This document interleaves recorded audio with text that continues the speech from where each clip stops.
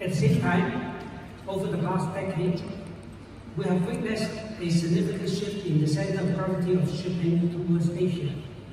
From fleet ownership and cargo shipment to shipbuilding and maritime services, Asia is playing an indispensable role in creating a sustainable maritime industry, and the world is watching. Being an Asia's world city, Hong Kong is already charting new waters for our current and future generations. As shown in the video just displayed now, in December last year, Hong Kong promulgated the Action Plan on Maritime and Port Development Strategy, outlining 10 strategies and 32 action measures across 4 directions to consolidate and enhance Hong Kong's position as an international maritime center. In fact, the very first strategy of the action plan is to develop Hong Kong as a green shipping hub towards the goal of zero carbon emission. The maritime industry holds immense potential for embracing green transformation, and our drive to promote sustainable practices is unwavering. To support its welfare, we will provide incentives for Hong Kong registered ships that have attained high ratings under the international decarbonization standards formulated by the IMO. This initiative, backed by approximately 65 million Hong Kong dollars in funding, demonstrates our dedication to supporting environmentally friendly shipping practices. Furthermore, Hong Kong SAR government is conducting a comprehensive feasibility study on the provision of green fuel bunkering services for both local and ocean-going vessels. Our objective is to establish Hong Kong as a leading green maritime fuel bunkering center. By the end of this year, an action plan will be promulgated, outlining our roadmap for the development of green fuel bunkering in Hong Kong. Ladies and gentlemen, today's forum set an exceptional stage for all of us to come together, exchange ideas, and explore innovative solutions. The panel sessions focusing on fields, technologies, training, development, regulation, and compliance will undoubtedly shed light on the course ahead for the maritime industry. Let us seize this opportunity to showcase Hong Kong's position as an international maritime center and our commitment to greener shipping. Together, we'll build a sustainable future for the maritime industry in Asia and beyond. Thank you.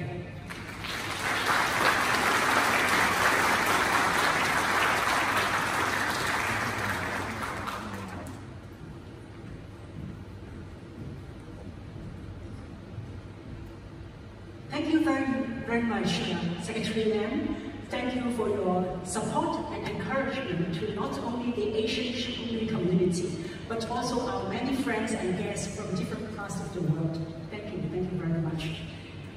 Now may I call upon the President of the Asian Shipowners Association and the Chairman of the Hong Kong Shipowners Association, Mr. Angus Bangor, to give his opening speech. Mr. Bangor is the Chief Operating Officer of the Caravan Group and Director on the Board of Fleet Management. He is also the Chairman of the Hong Kong Shipowners Association.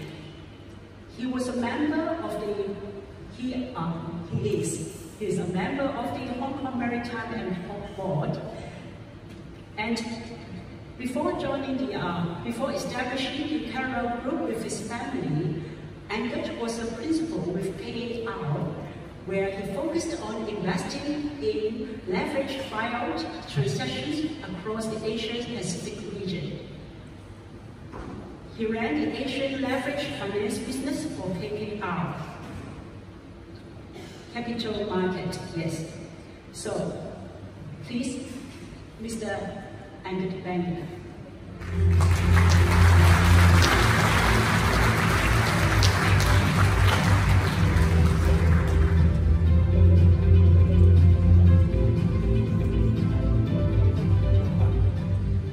Thank you much. Thank you so much, Sandy, for that very kind introduction.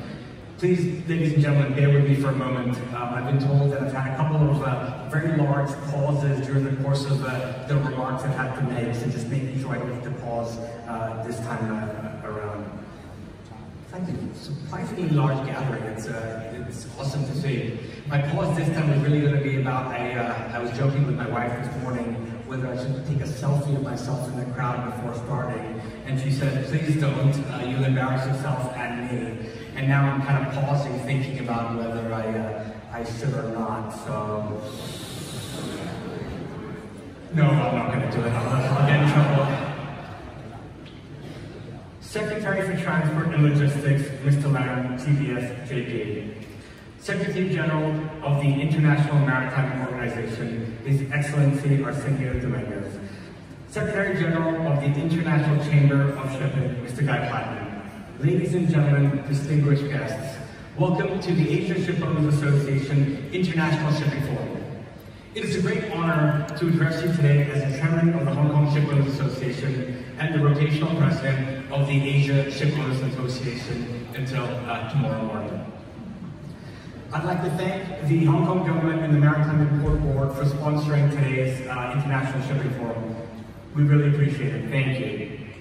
Today, we gather under the theme, Asia Shipping, Greener Together, a theme that resonates deeply within our industry and shared commitment to sustainability.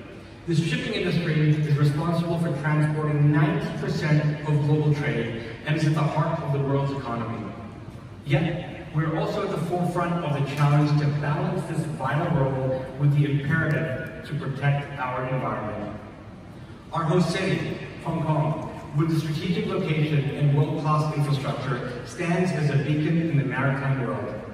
The city's comprehensive maritime services, encompassing ship finance, legal and arbitration services, ship management, and marine insurance, have cemented itself as a position as a global maritime center. Our port facilities, as you saw on the video, are renowned for their efficiency and are complemented by a strong commitment to sustainable practices. The Hong Kong SAR government, in collaboration with industry stakeholders, has implemented a range of initiatives from the adoption of cleaner fuels to the development of shore power facilities and the establishment of emission control areas. However, the journey towards a greener maritime industry is one that requires a collective effort and innovative thinking. Today, I call upon each of you, ship owners, regulators, service providers, and industry partners, to join hands in this endeavor. Our forum's theme is not just a slogan. This is a call to action. Together, we must develop the right fuels, design the right vessels, and cultivate the right talent to navigate the complexities of our industry's future. Reflecting on my own journey in the maritime sector, I recall the early days filled with both challenges and opportunities. It is this personal experience that fuels my conviction that we can, and we must, drive our industry towards a sustainable future. Our efforts today will determine the legacy we leave for future generations. I'm recently a father of 2 young boys, and this continues to resonate with me more and more as I see them grow. With this, the importance of decarbonization cannot be overstated. As we face the growing threats of climate change, our industry must lead by example in reducing greenhouse gas emissions. This requires a multifaceted approach, including the adoption of alternative fuels, energy-efficient technologies, and innovative operational practices. By working together, we can accelerate the transition to a low-carbon future and ensure the long-term viability of our industry. To achieve these ambitious goals, collaboration is essential. We must work closely with governments, regulators, and international organizations to create a supportive regulatory framework that encourages innovation and investment in green technologies. Partnerships between the public and private sectors will be crucial in financing and developing the infrastructure needed for sustainable shipping. Only through a united effort can we overcome the challenges ahead and seize the opportunities that lie before us. Furthermore, fostering partnerships across the industry is vital. By sharing knowledge, resources, and best practices, we can drive collective progress and innovation. Initiatives such as joint research and development projects, industry-wide collaborations, and cross-border partnerships and forums such as that today will enable us to pool our expertise and accelerate the adoption of sustainable solutions. Together, we can create a resilient and sustainable maritime industry that benefits all stakeholders and the future generations. Looking ahead, our focus must remain on embracing innovative solutions and pragmatic approaches. The development of advanced zero-emission vessels and the integration of digital technologies to optimize maritime operations are critical steps forward. We must also continue to support research and development in alternative fuels, such as hydrogen and ammonia, which I believe hold great promise for our industry's future. I am confident that our collective wisdom, determination, and innovative spirit will propel us towards achieving our ambitious goals. Let us leverage our strengths, share our knowledge, and work collaboratively to lead Asia in the global push for greener shipping. As I conclude, I would like to express my heartfelt gratitude to all of you who have made this event possible. My thanks go to the Hong Kong Shipowners Association, our esteemed sponsor, the Hong Kong Maritime and Port Board, and all the member associations within ASA. Your unwavering support and collaboration are invaluable, and I'm truly touched by all the warmth that you have shown me over the last day and a half. I also extend my sincere appreciation to the ASA and the Hong Kong Shipowner Association Secretariats for their tireless efforts in ensuring the smooth execution of this forum and the gala dinner that follows. Thank you all for your presence and active participation in the ASA International Shipping Forum. Together, let us forge a greener, more sustainable future for Asia shipping and the global maritime industry. Thank you all.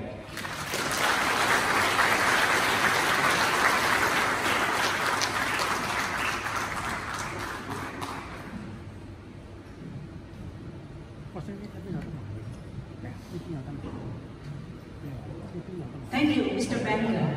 I'm sure today's forum demonstrates the partnership and collaboration between the Hong Kong SOA and fellow member associations of the ASA. Thank you. Thank you for your encouragement. Now may I call upon our guest, Secretary General of the International Maritime Organization, His Excellency Arsenio Dominguez, to give his keynote speech. Mr. Dominguez is currently the Secretary General of the IMO and formerly served as the Director, Administrative Division and Chief of Staff. He previously represented Panama and he worked for the Panama Maritime Authority starting in 1998 and later appointed as a permanent representative of Panama to the IMO. Mr. Dominguez holds a naval architect degree from Veracruzana University, Mexico, an MBA in management from the University of Hull, and a certificate of higher education in international law and European politics from Birkbeck University, London. So, His Excellency, Arsenio Dominguez, please.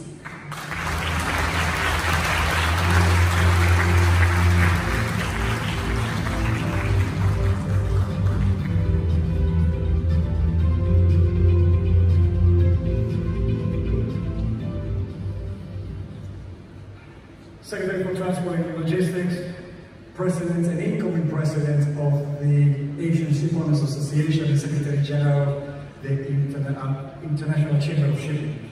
Ladies and gentlemen, good afternoon. Those spotlights are really bright.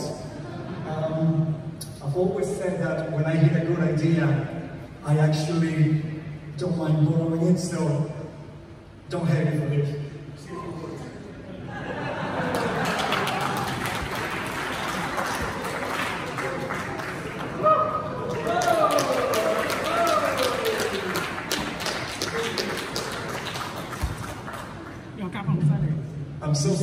the media department at IMO now. It's a real pleasure to have the opportunity to be here with you. There's no Q&A session today. I suppose that's for my benefit, not so much for yours.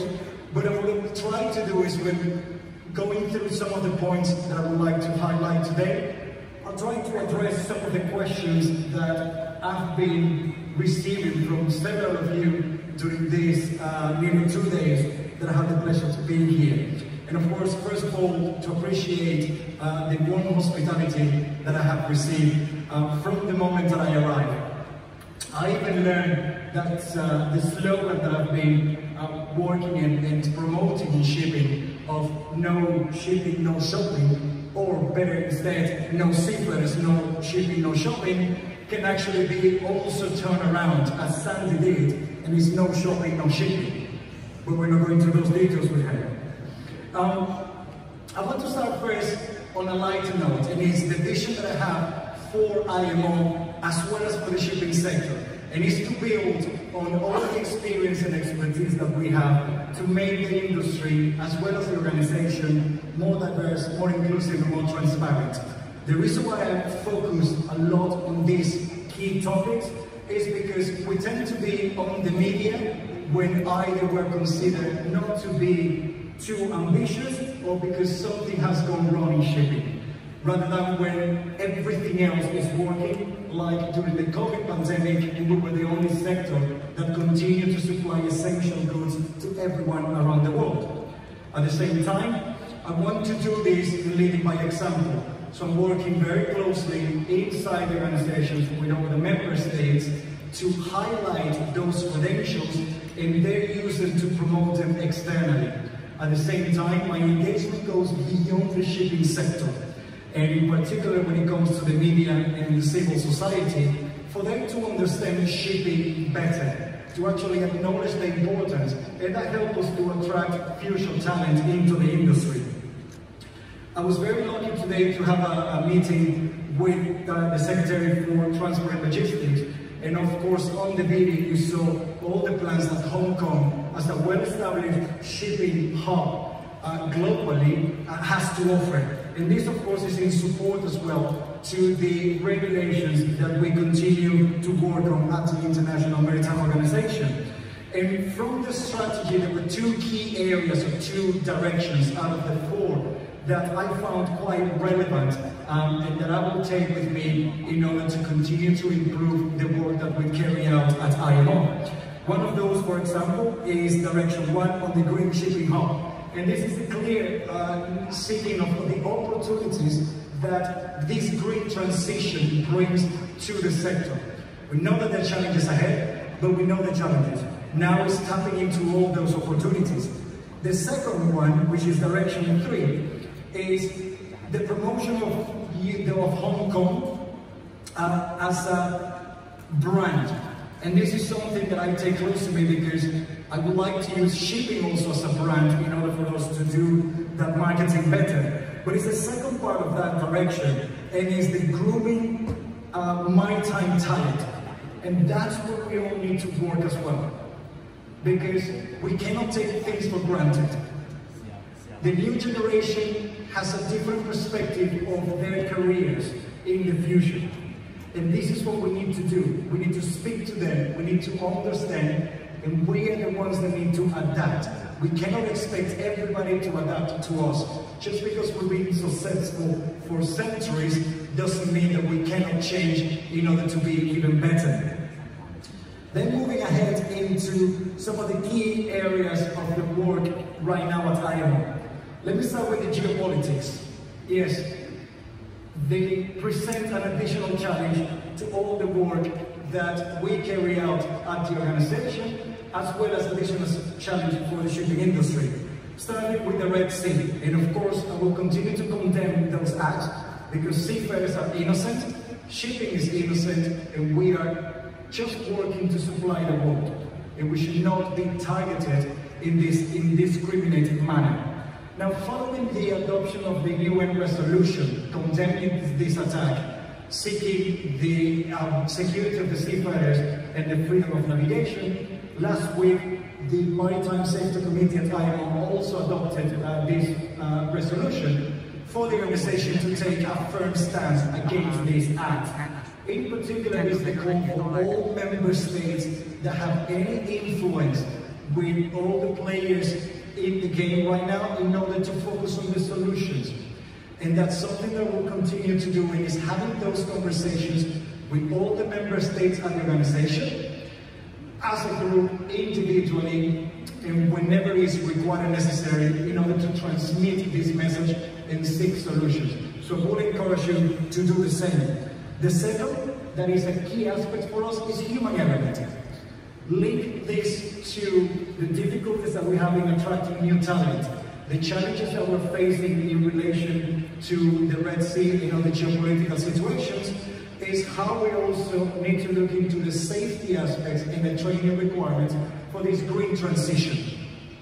There's several projects ongoing there. It's good to know that Hong Kong, as I mentioned earlier, is focusing on grooming new talent, and I encourage every other association here present to also pay particular attention when it comes to the seafarers and the human element.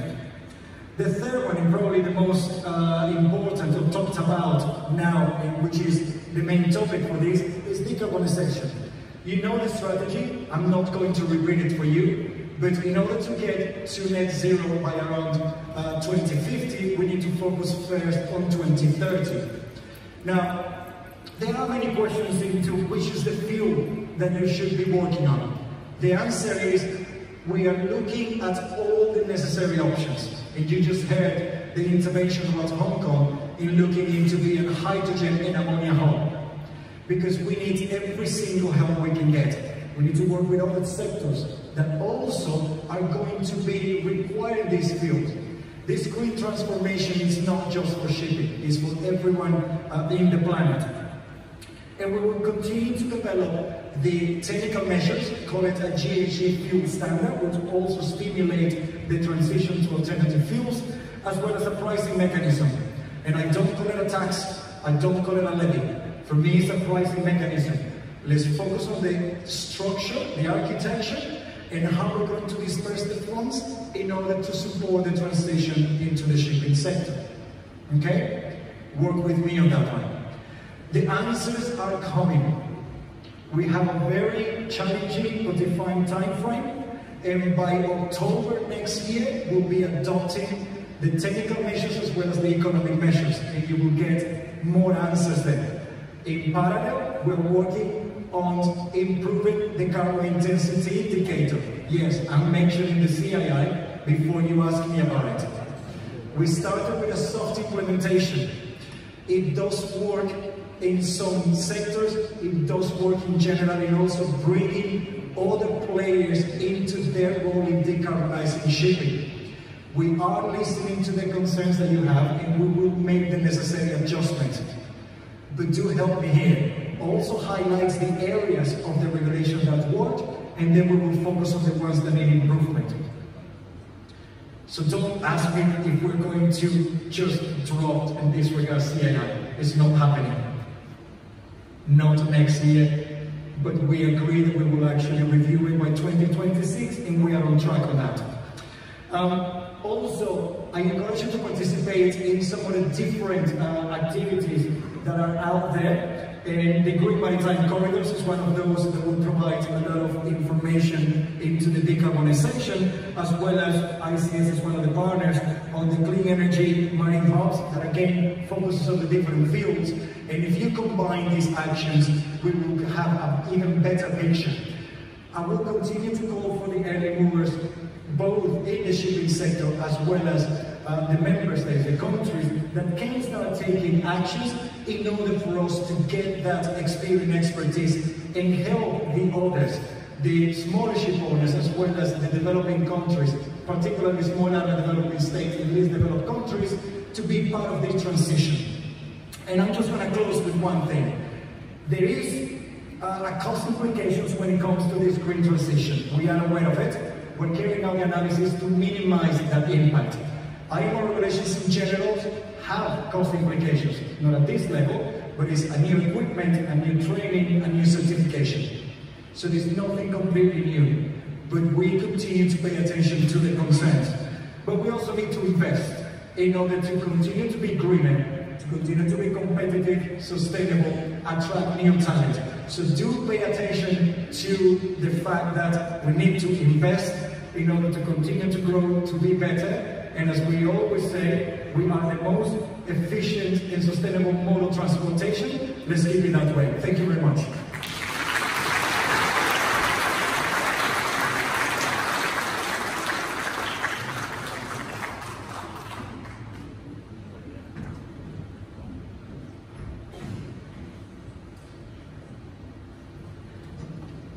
Thank you, Your Excellency Arsenio Dominguez. I must let you know that I have no official burden to eat, no shopping, no shipping.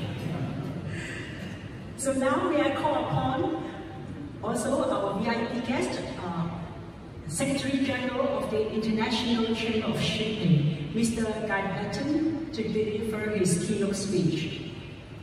Mr. Patton was appointed Secretary General of the International Chamber of Shipping, ICS, in 2018. He has extensive experience in the maritime industry, both at sea and ashore, and is a qualified master mariner.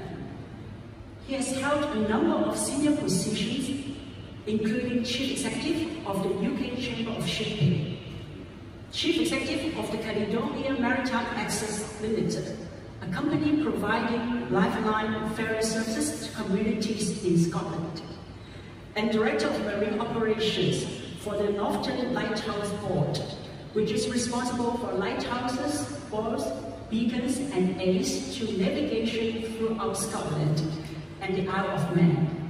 And of course, Mr. Patton is also my good friend. So, Mr. Patton, please.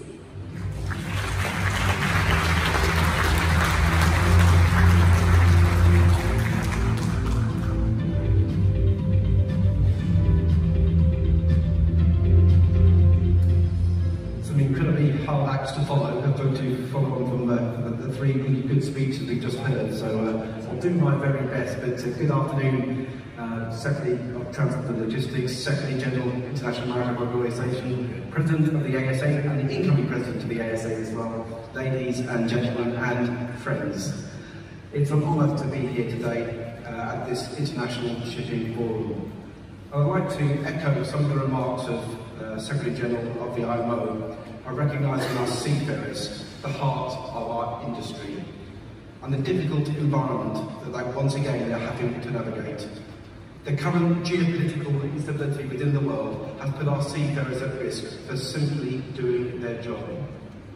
The situation in the Red Sea continues to be unstable and turbulent, with the Houthis regularly attacking merchant ships. These circumstances are sadly unlikely to change anytime soon, but I will ask that we all continue to remember that 25 crew members of the merchant vessel Galaxy Leader have now been held hostage for more than 6 months. This is deplorable. These acts of aggression are unacceptable, and our seafarers should not be seen as legitimate targets, or more importantly, they should not be forgotten.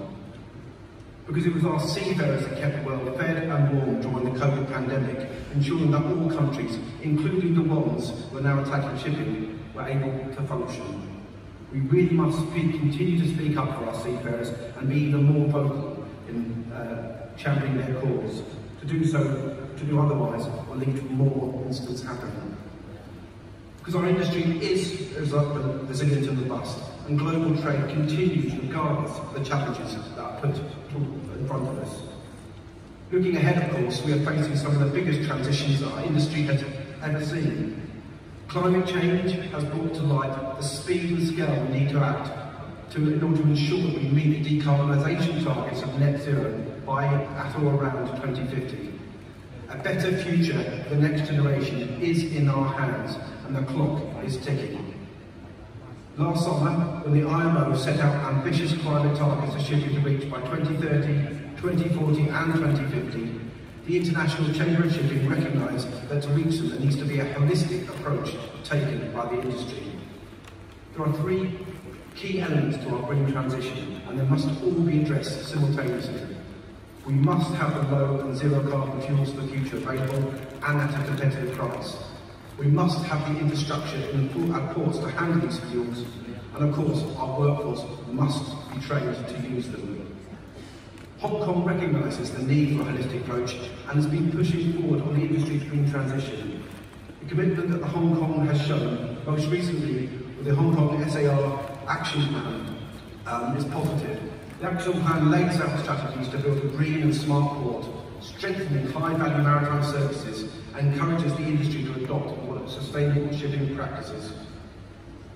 Ports and shipping together are going to be the key players in achieving ambitious climate change targets for the entire world, not just for shipping. We will play a vital role, transporting over 50% of the new green fuels for governments and other sectors to use, which will only be possible with ports to provide the necessary bunkering and fueling infrastructure. But we need to move away from the idea of subsidising production and focus now our efforts on catalysing the take-up of new fuels. It is encouraging that Hong Kong SAR government will study the feasibility of providing green methanol and other clean energy refueling facilities for both the local and ocean-going vessels in the action plan. This forward thinking is key to advancing our green ambitions.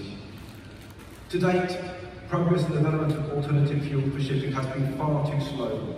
The price of low and zero carbon fuels has been expensive, and their availability has been limited, with little or no incentive for ship owners, operators or charters to adopt these more expensive alternative fuels that will get us closer to achieving our ambitions.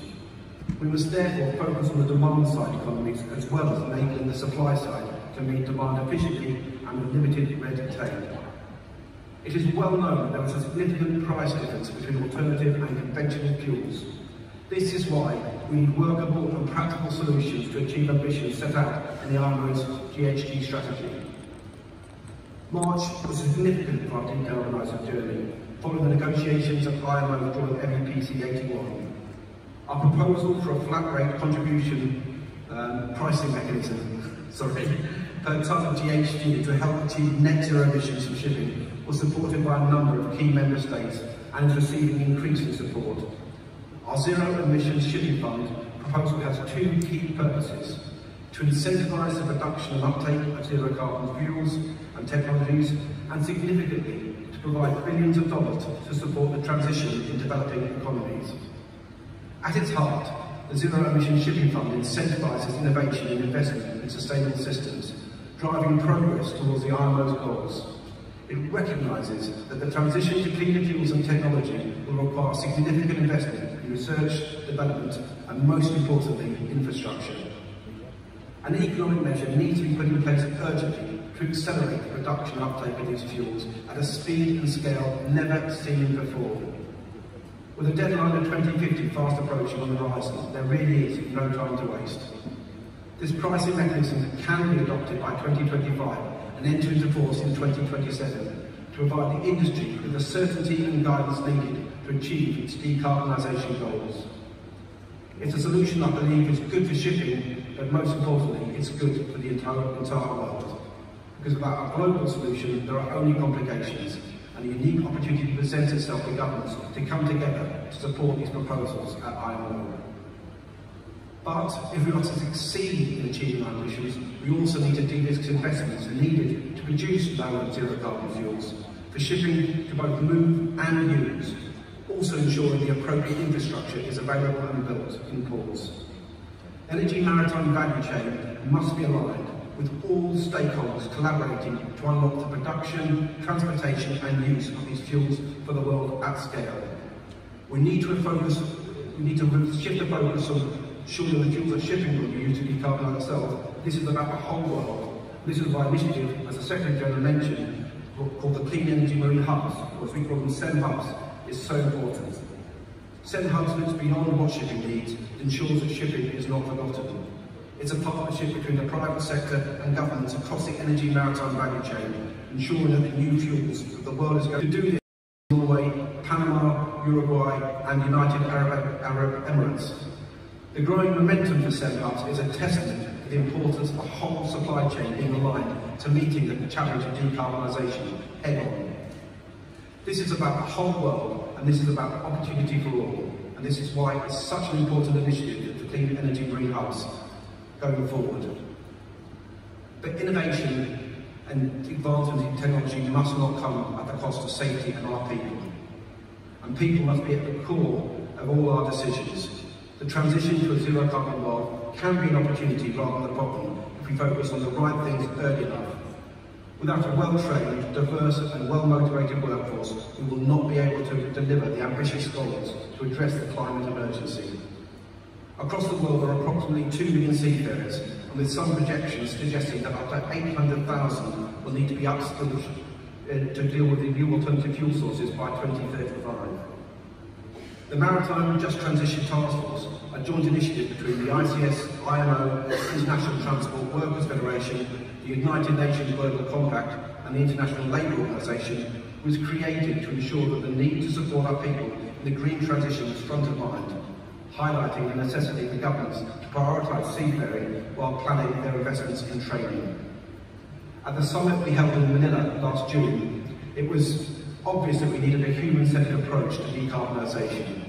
What came through loud and clear was we need to make governments and policymakers understand the value of the seafarer workforce over other trade, to secure investment in training and recruitment. And this will require data gathering on an international scale. We also need to redefine the social contract between seafarers and employers.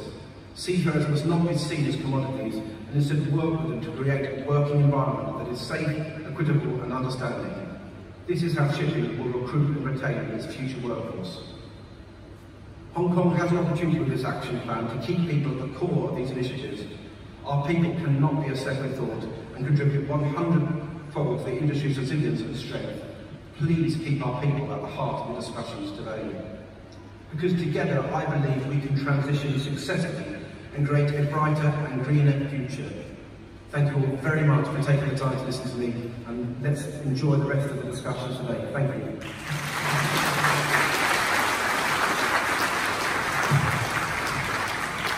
Thank you, Mr. Patton.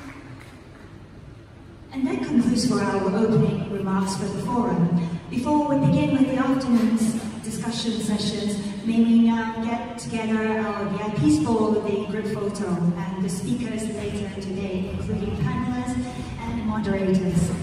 And may I now invite Mr. Anger Banger, Mr. Arsenio Dominguez, Mr. Lam Sai Hong, JP Secretary for Transport and Logistics, Hong Kong SAR Government, Ms. Carmelita Hatoto, Mr. Guy Patton, Mr. Luigi Sonoda, Ms. Sandy Chan, Ms. Christine Lowe, and fellow panelists, Mr. Tim Huxley, Captain Loveland, Mr. Joe Liu, and then Ms. Tabitha Logan, together with the panelists, including Mr. Martin Creswell, Mr. Arun Sharma, Mrs. Keriji Suchida, and Mr. Drumway to come up the stage for a group photo, please. Thank you.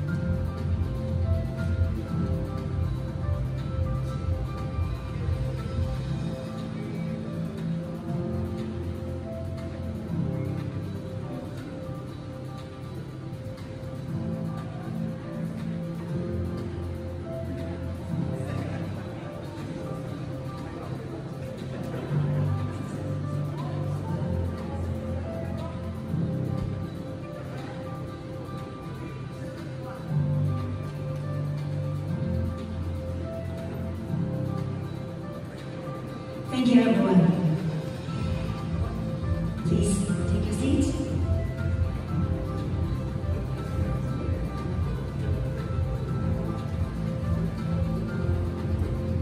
And we will commence the forum. May I now invite Sandy to do the introductions for us, please. Thank you, Sandy.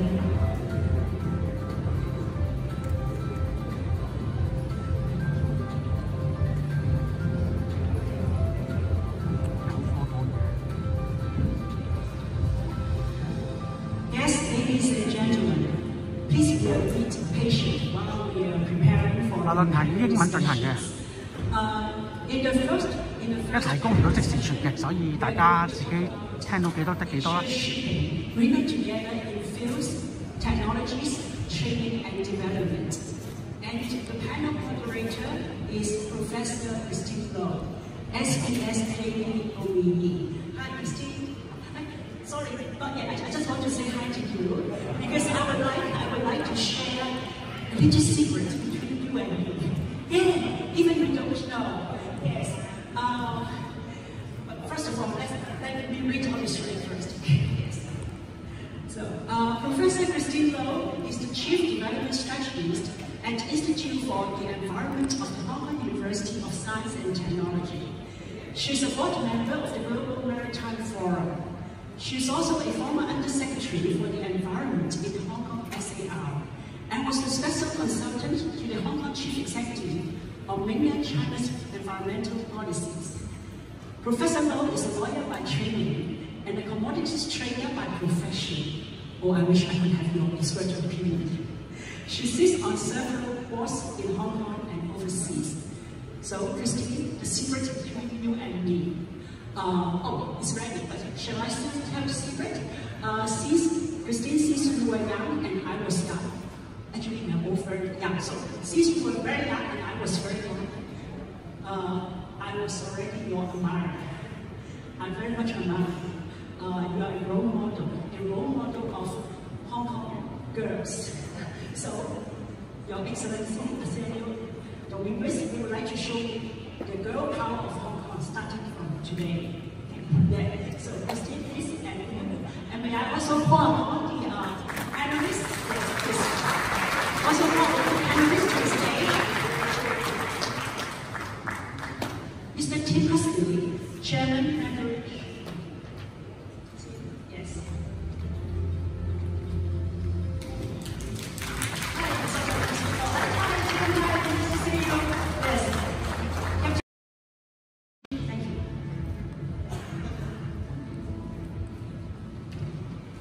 Well, ladies and gentlemen, we have 50 minutes for this panel, and I think the previous keynote speakers have really laid it out for us in terms of the issues that we want to focus on.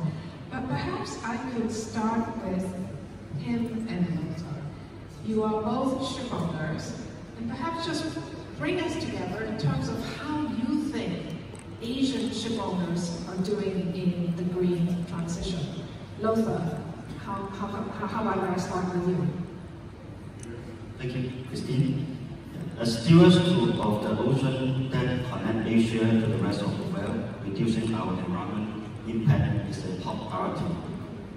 Shipping companies have a responsibility and a role to play in mitigating climate change and protecting the environment for generations to come.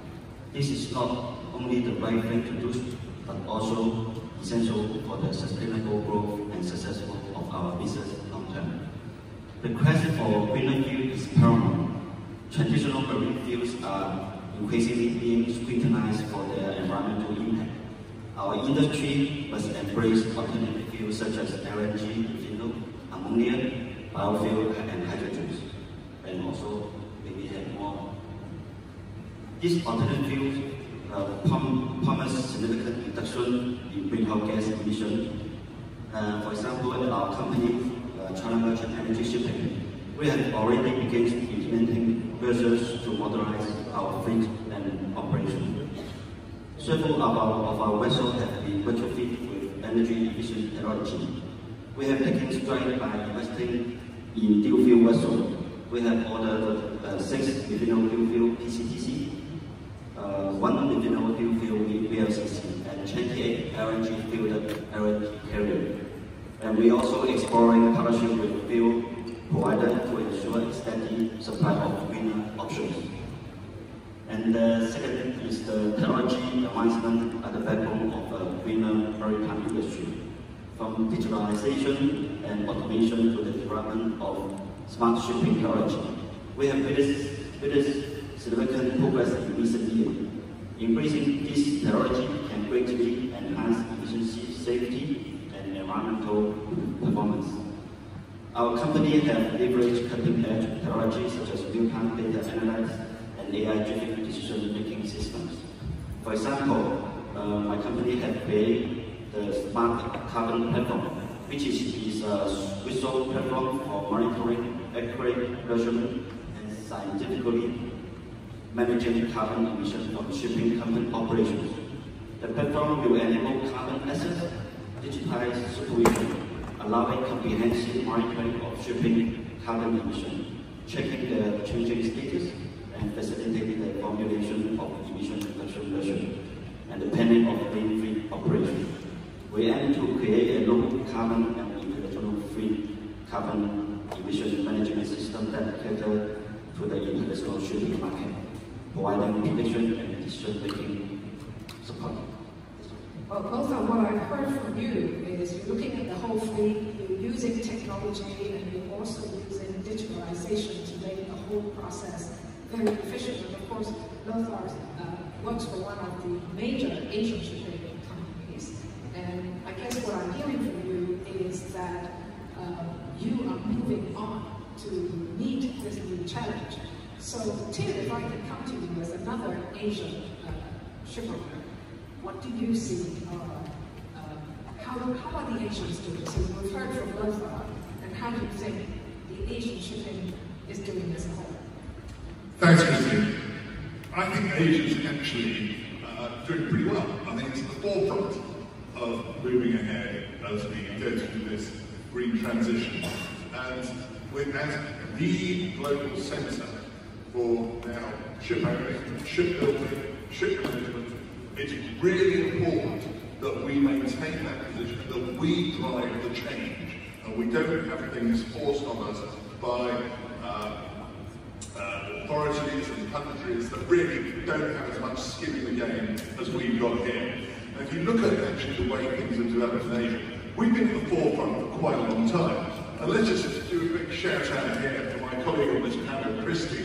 And you look back at the Fair Winds Charter, which reduced the use of heavy fuel oil import, and this was way before IMO 2020 came into being. So we've been conscious of the need and the commitment that we've got to make to cleaning things up.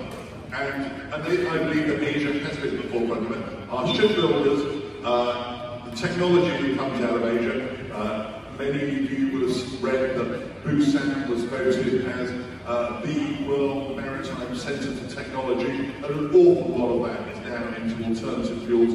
You look at the strides that have been made in Chinese shipbuilding, now one of the world leaders in LNG carriers, which was inconceivable 20 years ago. So Asia is really continuing to lead the field in shipping in general and in the green transition in particular. Can I just press you on one point? You used the phrase skin in the game, right? That Asia has a lot of skin in the game. Can you just expand that on it a little bit? Skin in the game in shipping. I mean, the majority of the world fleet is now controlled in Asia. I fortunately live the life to say right. I can't actually see clearly into the audience and do a quick calculation of how much tonnage is controlled in this room. But I mean, it's a pretty significant portion, and certainly by the members of the Asian Shipowners Forum, it's a huge percentage. So we are definitely the world leaders in shipping. And when you see these sort of ridiculous statements like, we must get American shipbuilding back on its feet, you just realise, okay, that's not going to happen. That time has passed, and the shipping and its pivotal role in keeping the world fed, keeping the world warm, is going to remain under the control of Asia. And that gives us a chance to lead all of the changes that we've made in regulation, but also to make sure that those changes that are going to come about, that are needed, are reasonable and are not forced on us, and make make our jobs impossible. So I guess having heard from the IMO and the ICS, it's obviously really important that Asian ship owners and Asian stakeholders in the maritime sector must continue to play a really important role globally. Absolutely, and we're going to come on to this later, but it's really important that we all continue to work together. I think we've made a huge amount of progress, but there's also still a lot of fear. But let's just look back on, and if you look at IMO 2020, when we had to do that switch from heavy fuel and the introduction of scrubbers and everything, we were all saying this is going to be a disaster.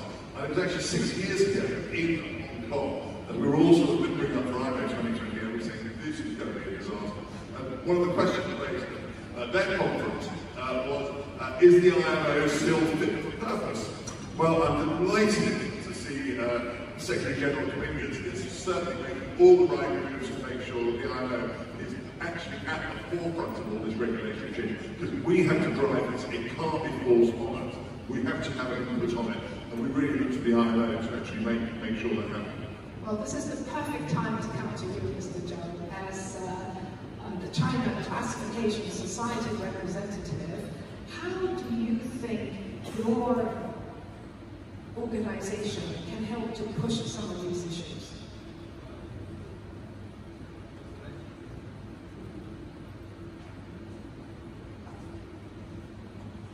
Firstly, I want to display what are the characters of the classification play the role in the development of the green technology. I want to introduce a project. The project is Los Angeles Shanghai Green Shipping Corridors, which is established in September 2023. And this project the project leadership is the part of Los Angeles and Shanghai, and the partners of this project is the world leading ship owners and the leading carriers, and also China Classification CSS as the partner will join this project. And just now I heard the ship owners introduced. They have made effort in the project, and as the classification, firstly, we enhance the cooperation with the ship owner, the partners, and the product manufacturers to develop the green technologies, and also we should provide the technology support to the policy. You know, CSS and also other classification. First of our task is to make the safety of the ship and to keep the pollution prevention.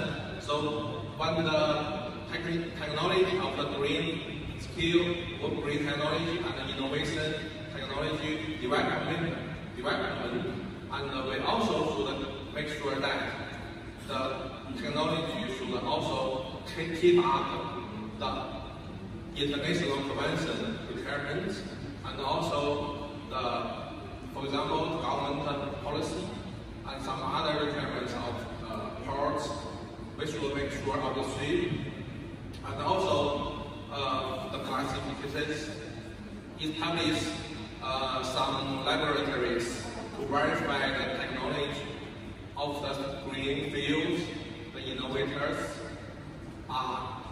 before they were taken to use. The technology should be safe and follow the requirements of the policy. So I think we play an important role in the industry.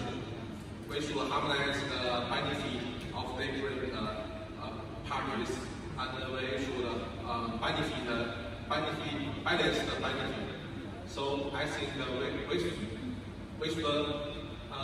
could be considered as a bridge between the government, the IMO, and the flag, the ship owner, and the ports. I think this is our role.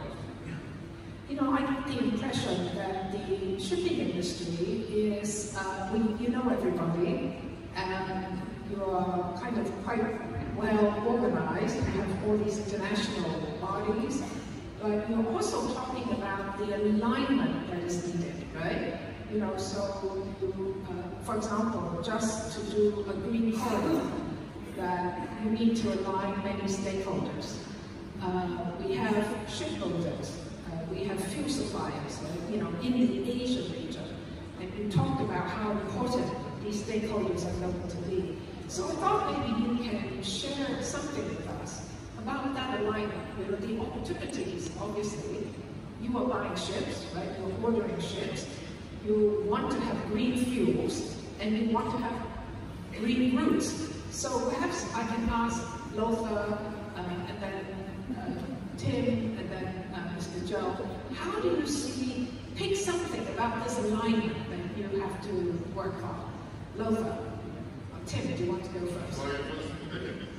Speaking to you. Right, all right. Well, one of the beauties of the shipping industry, of course, is that it's so wonderfully fragmented. And so that therefore everybody is sort of almost equal footing in terms of, you know, we're all looking for that unfair advantage.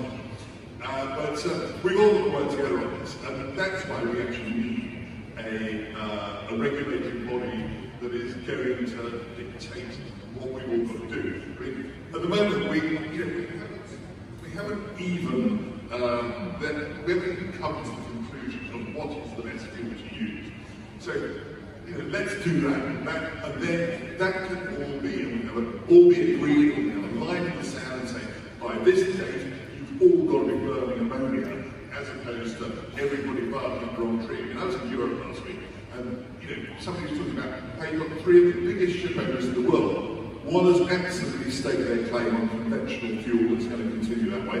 Another one has totally pitched their tent on LNG, and another one is going 100% behind ammonia.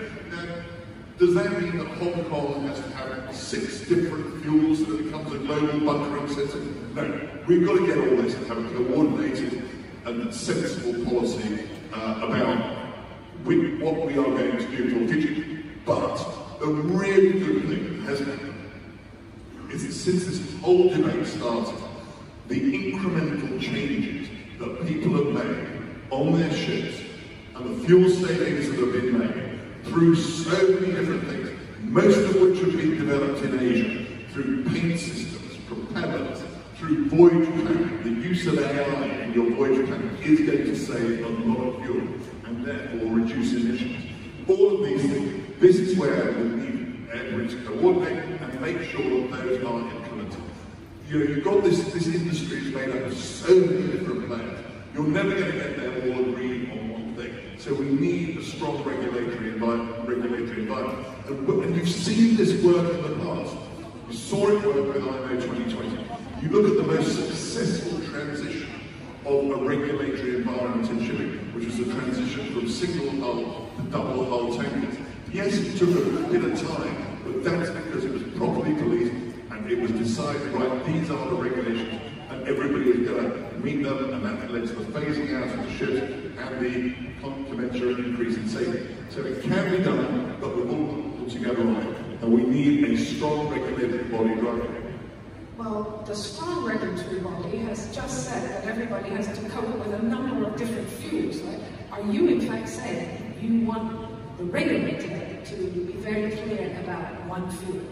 I would prefer that, because then it's actually going to be cheaper for everyone. Okay. Because every shipyard is focused on building only ammonia-powered ships.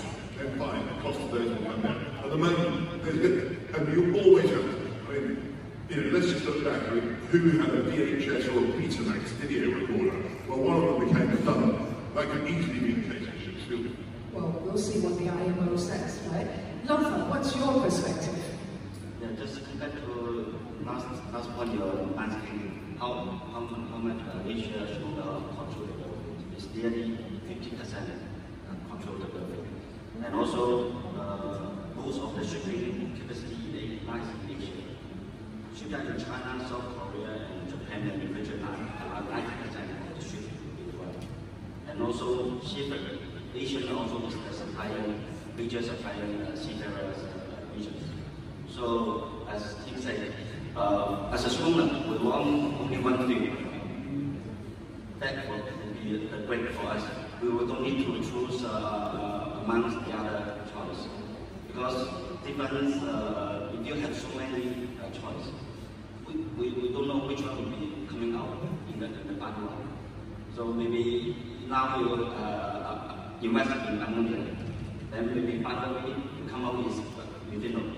So all your investment will be going to waste. Yeah. So government need to take a lead. So government, private sector, and of course the green infrastructure, the green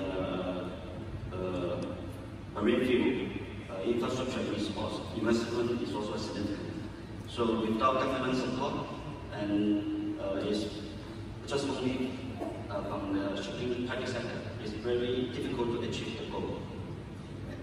If I can press this point, since the shipbuilders are really located in Asia, right? In Japan, South Korea, and China, and these three economies are also developers of the new fuels. And since you said 50% of the fleet is really controlled in Asia, will the Asians essentially define, or are you going to argue at the international level what fuels should be the ultimate fuel? Mr. Zhou, do you have a view on this? Firstly, CSAS have finished the report of our vehicles state research, and in last year, and now there is a huge gap for the industry to provide the manpower and ammonia. I think this is a big problem for the whole industry. So I know in China, from the south to north along the coast, there are maybe 20 shipyards has the ability to modification of the host engine from the oil fuel to mantle engine. So I think maybe the shipyard will and also the main engine product manufacturer, they all directed their technology for this, and also not just for the machine, not for the main engine, and also for we should provide the resource for the ammonia and for the mantle, and also the part should provide the ability to, for example, the bunkers. So just the way I talked about the LA and Shanghai green corridor, green corridor, because these two powers provide the ability to sustainable the provider of the resources. So they want to build these corridors, and this is a container line. You know, LA and Shanghai is the biggest container line in the world. So I think for the industry, the ports and the industry should provide the resource and the part give the support and the stakeholders to provide so many efforts in this field. We could use the green technology forward. Right, if I can be permitted just to add a point from a technology point or from an energy point of view about green fuels. So for example, if we take methanol, if this is a grey methanol, to be honest, it's not going to make a lot of difference if you want really green shipping.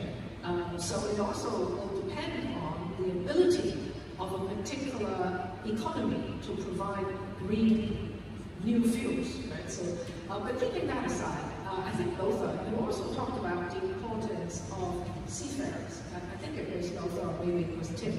You talked about, again, the majority of seafarers today are coming from Asia.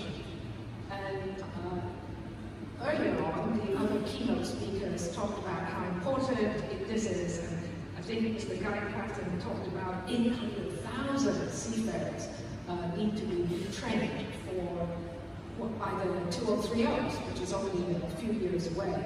Can you say more, tell us about how are you going to meet this challenge? Tim? Well, it's not just the seafarers and the people on board who have a massive challenge, but also within ship management and shipbuilding and everything, you're going to need a new generation of people working there. These are people who are fully up to speed on AI, and that again, the shipping industry has got to go out and sell its wares as a vibrant, critical, exciting, technologically advanced business that people should get into. I remember years ago a couple of people coming out of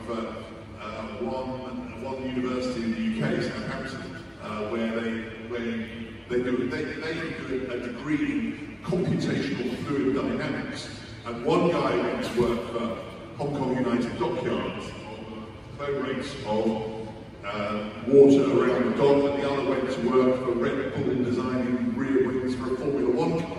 Now the latter is a bit more glamorous, but we've got to glam up shipping a bit in order to attract the right people. But yes, train 900,000 seafarers in this handling of different views and all the people on shore is going to be an enormous challenge. But I think it's going to be one of the big stumbling blocks for us to actually hit these targets.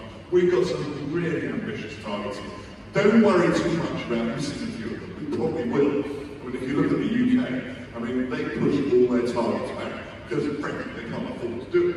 And that is, again, going to be another big issue about how we achieve all this. Who's going to pay for it?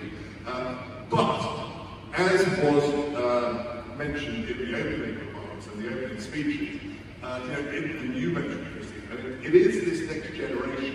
I was at an event in Geneva a couple of weeks ago, and somebody said, Gen Z will hold the whole value chain accountable. And that goes back to these Scope 3 emissions, or whether you've got grey methanol or whatever.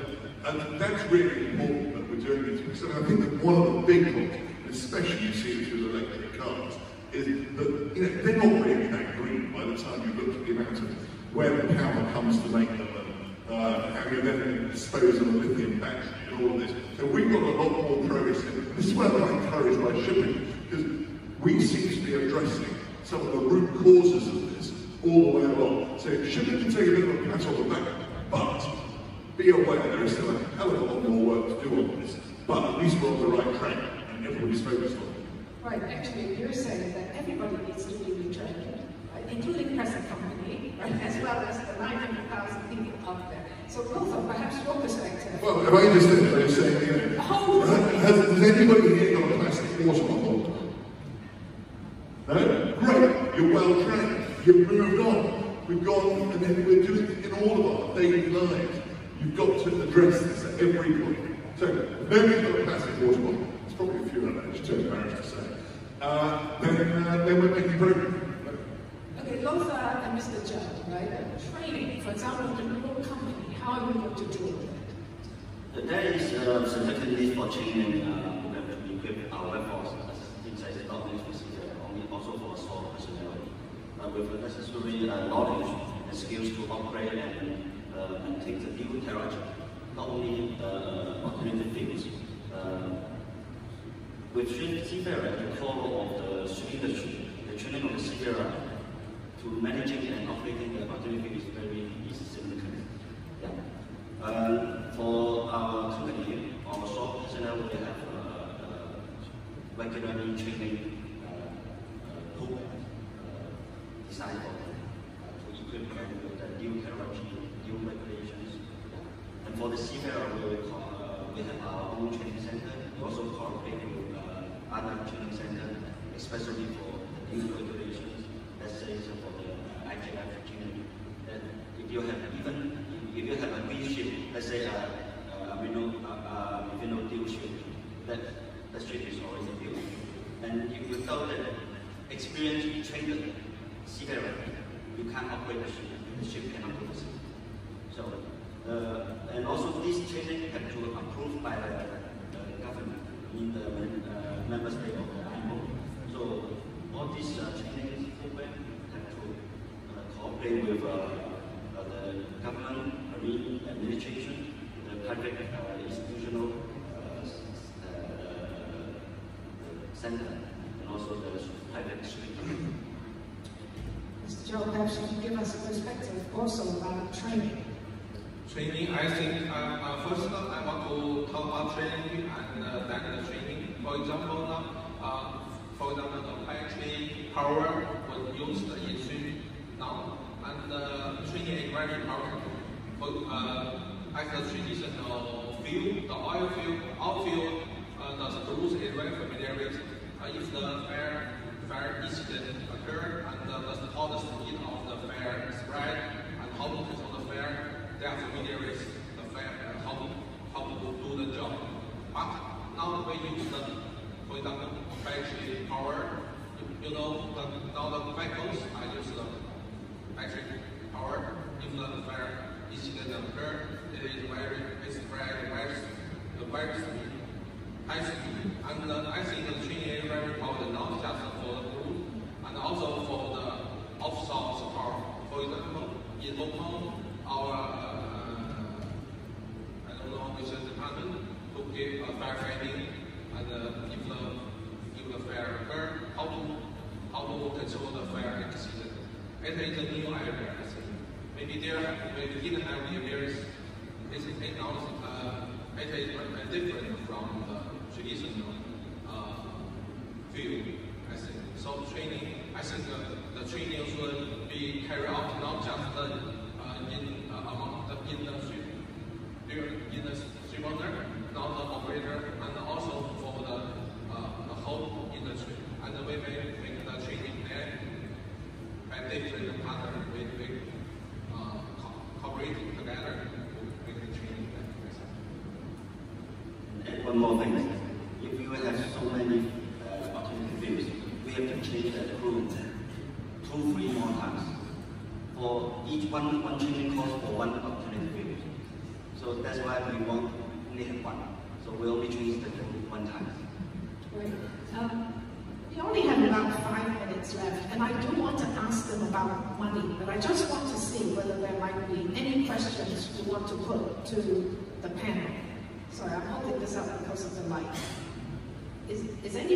Does anyone have any questions you want to put to the 3 panelists? Yes, there's one question.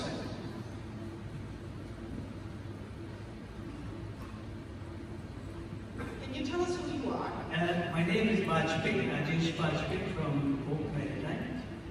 I have a question. Has the industry done any economic study on the economic impact of this cleaner fuel campaign and targets that they have set? Because, and the second part of the question is, are there any scenario plannings, what if analysis as to if we don't reach this target, or if the fuel is not available, or the crew is not available, what is that going to be the impact? My own view and perspective is that the difference between the cost of the conventional fuel and the green fuel is going to have a huge impact on the cost and the pricing of the products, and which could even have a demand destruction and affect the entire trade and supply chain. So I think there is something to look at the cost side of it, or the economic side of it. I think, yes, we understand the question. So this is a good question to end on. It's about fuels, which you are passionate about in terms of reducing the number of fuels, and also the money. So perhaps I can start with Mr. Joe first.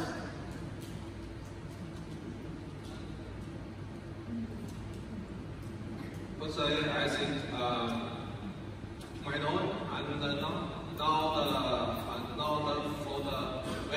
we didn't have enough research, and we should carry out the efficiency measures It's not I'm not familiar with the EU ETS, so I couldn't explain this clearly. But I think now we have an efficiency of the measurement, and so to raise the performance. And for the economy, I'm not sure how. I'm not sure the exactly answer.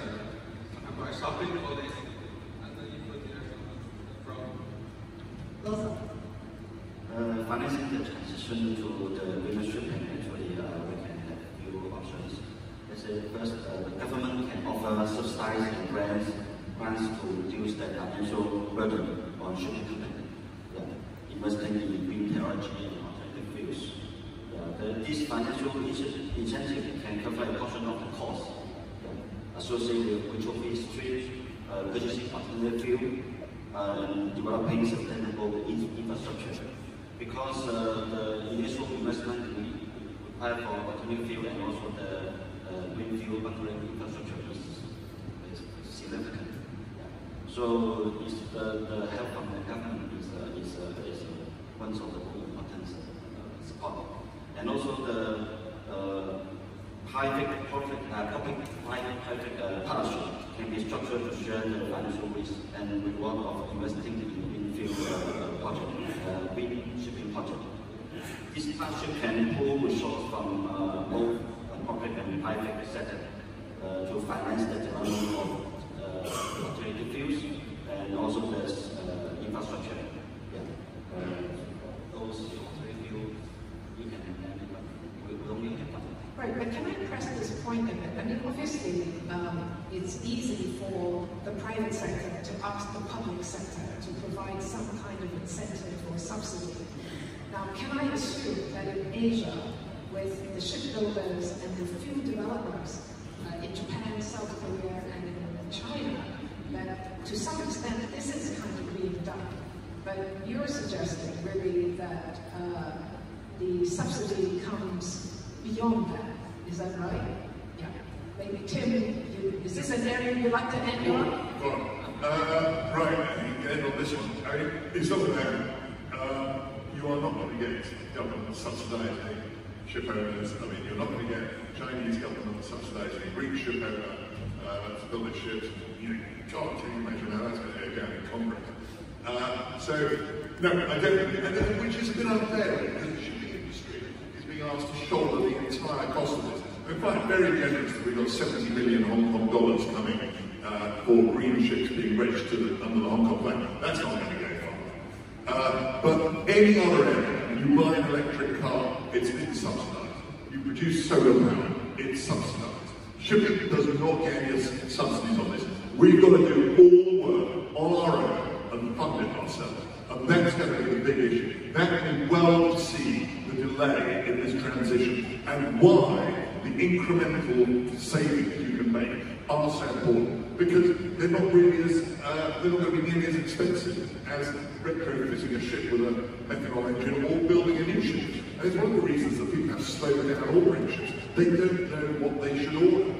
And until we get some clarity on that, we're not going to do it. So I would just say, I know we're running out of time. My final point would be that yes, Asia is absolutely at the forefront of this, which is why I think that the IMO should relocate Hong Kong.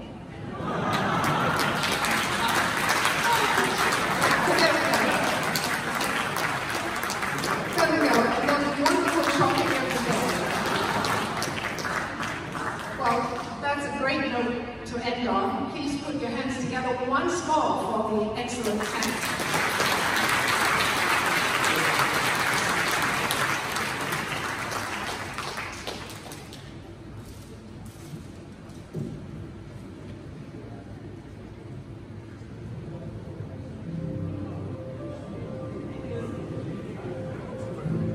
Thank you, Christine. Thank you, Tim. Thank you, Lothar. And thank you, Mr. Joe. Thank you very much.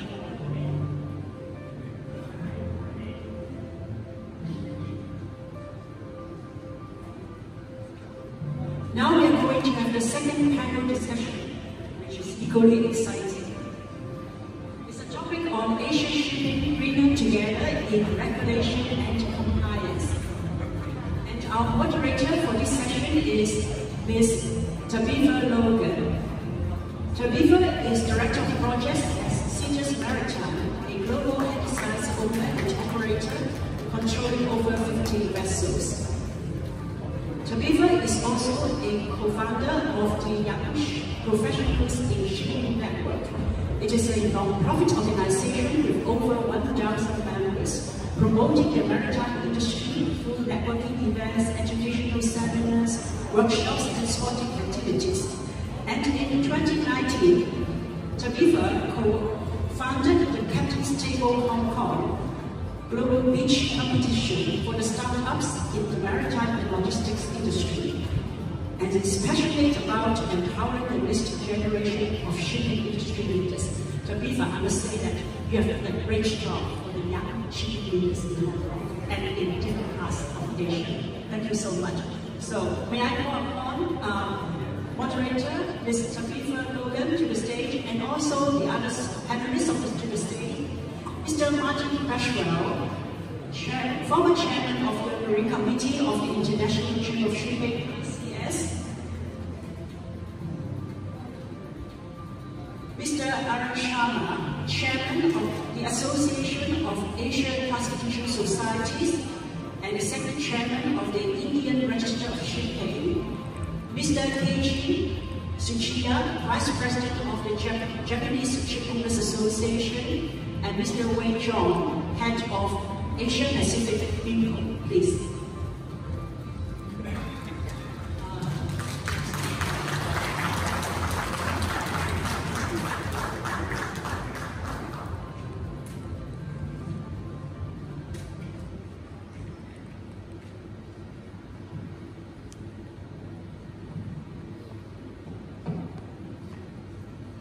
All right, good afternoon, and thank you for the kind introduction, Sandy. All that talk about young professionals, I was hoping I wasn't going to need to use my glasses on stage, but I think I'm as young as I used to be, and I won't be able to read my notes otherwise.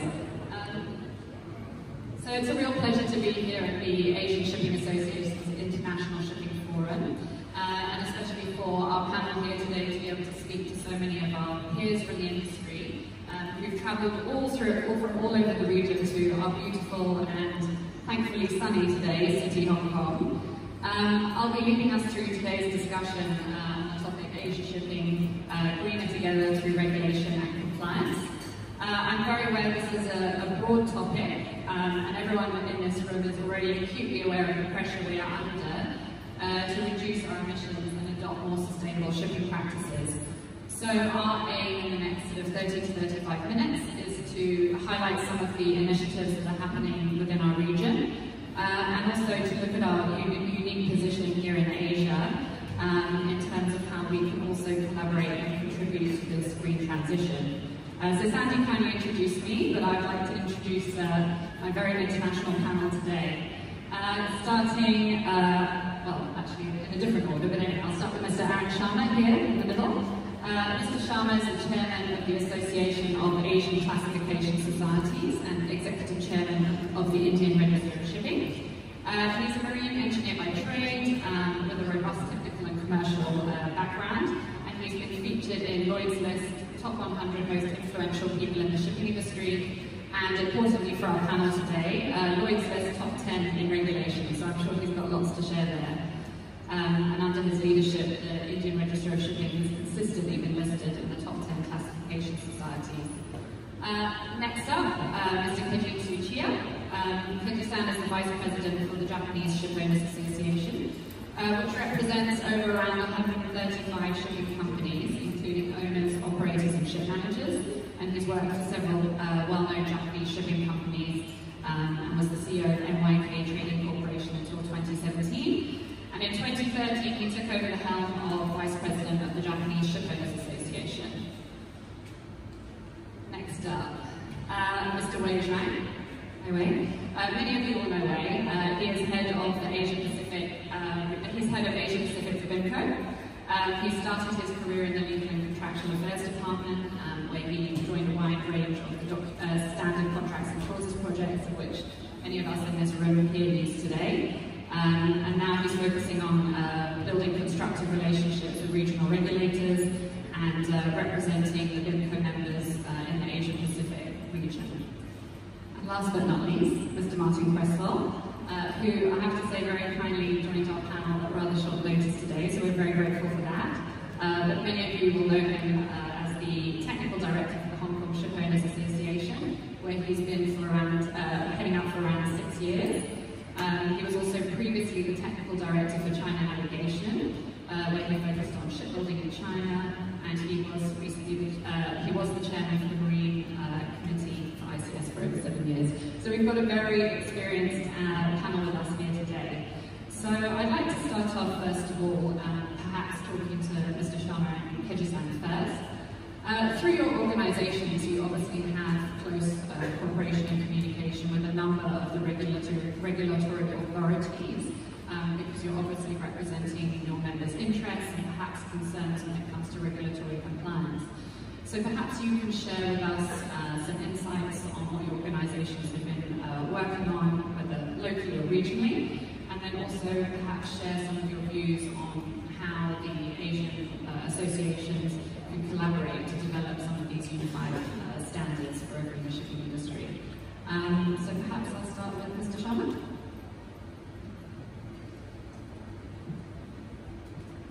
Thank you, basically, we are actually looking at a seascape which is enormously complex as we see now. I think the most important one is that some of the issues have been tackled with respect to green shipping. We have at this stage addressed all the operational issues, the design issues. I think now when it comes to looking forward into technology, into fuels and into training, I think they are going to be more difficult. And I think that's where exactly we have to, as the Asian regulators, we are also part of the Asian Class Society, we also be part of the IACS. I think here we need to collaborate so that there is one regulation globally, where one needs to really be not complicating matters, but to be getting more flexible. And I think that should be the role of the flags with respect to class societies. And I have always believed that ultimately the user of regulations are the owners. And we always maintain the view that while the regulator is got to be strict, there has got to be a certain amount of flexibility provided to the classification societies, where the class societies can help the owners to see that the shipping moves flawlessly through this scenario, which is looking very, very complex at this stage. And I think one of the finest examples has been that how shipping, though well regulated, moved absolutely seamlessly during the pandemic period. And in that period, I happened to be the chairman of IACS, and we did not have a single, I would say, mishap. And yet, the delivery of shipping and its products was as immaculately done without any flaws. So I think one needs to cooperate with regulations which are strict, which are friendly, and to see that the whole thing is moved in a very flawless manner. Thank you. Keiji-san, would you like to share some of the initiatives that the Japan Shipping Association has been working on? Yes, JCA has committed to make investments in active manner for low or zero emission fuel vessels. In accordance with the JH's state's announcement, the challenge to 2050 net to zero GHG, published in October 2022. This announcement was very much challenging, as it was released before IMO region. The commitment includes carbon dioxide capture and storage, ammonia fuel, and advanced hydrogen. In this regard, global standard for treatment of the fuel, such as ammonia, should be adopted in order to ensure a smooth production, including safety of seawater. Thank you. We were talking a little bit about sort of the different collaboration between countries within the region. And I know, Mr. Sharma, I think you wanted to say a few words on the Hong Kong International Convention for Safe and Environmentally Sound you want to share your views on this? Yes, thank you, Rebecca. In fact, I think this Hong Kong Convention on recycling of ships, it eventually saw the light of the day. In fact, there was a tremendous, I would say, apprehension, especially among the recyclers in India, whether India should ratify this convention. As Indian minister, we took the lead in India to convince some of the biggest recyclers, the cash buyers of scrap ships, to show them the benefits which the ratification of the Hong Kong Convention would lead to.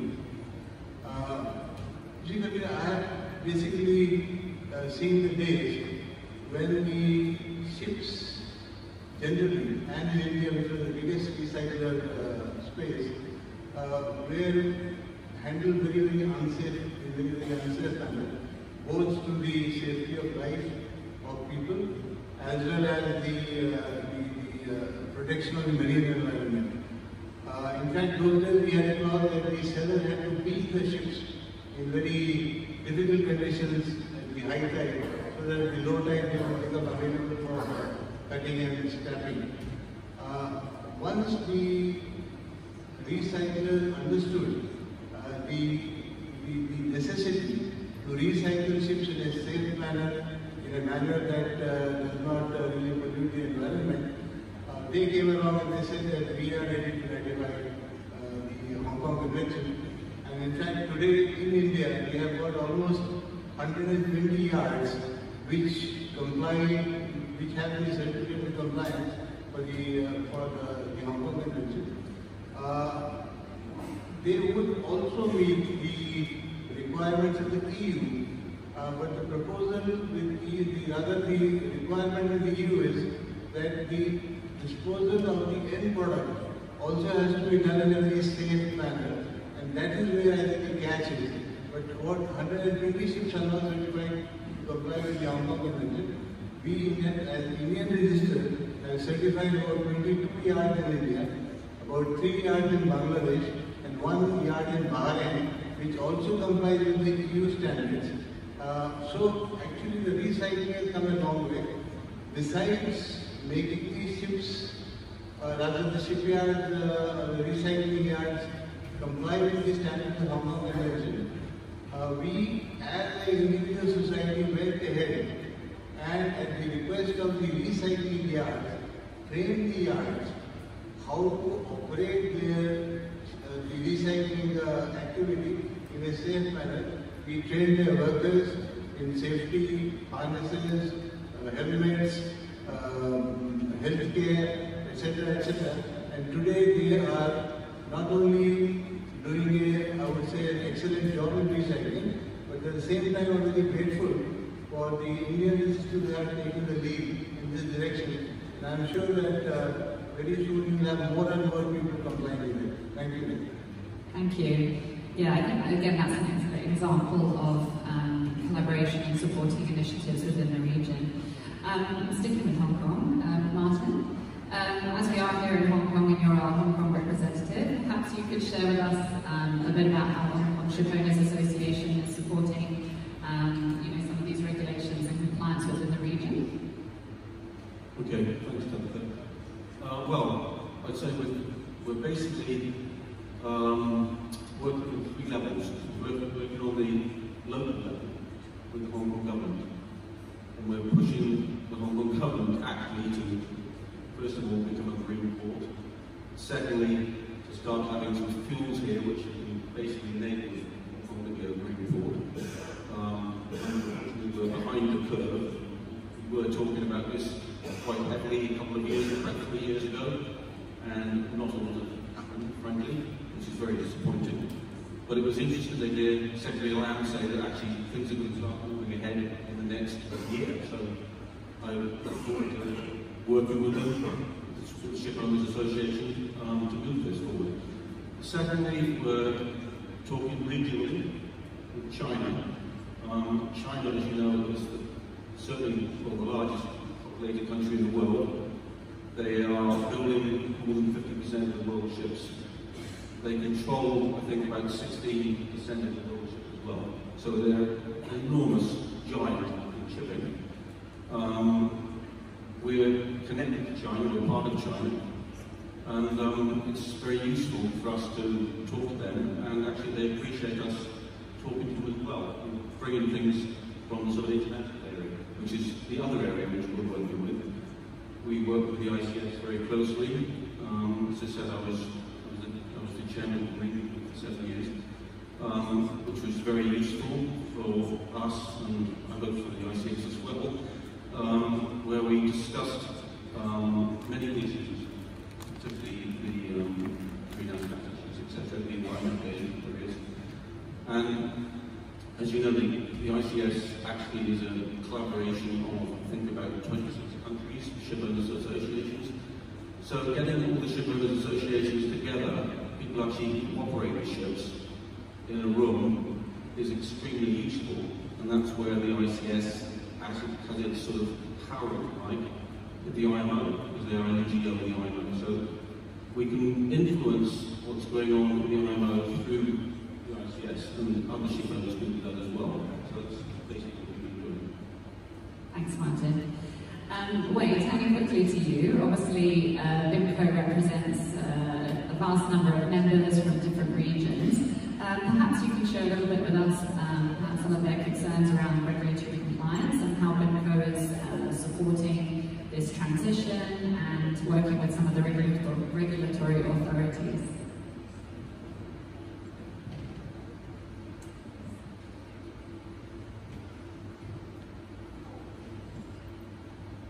Thank you very much, and I think we are facing a very big challenge in terms of decarbonization.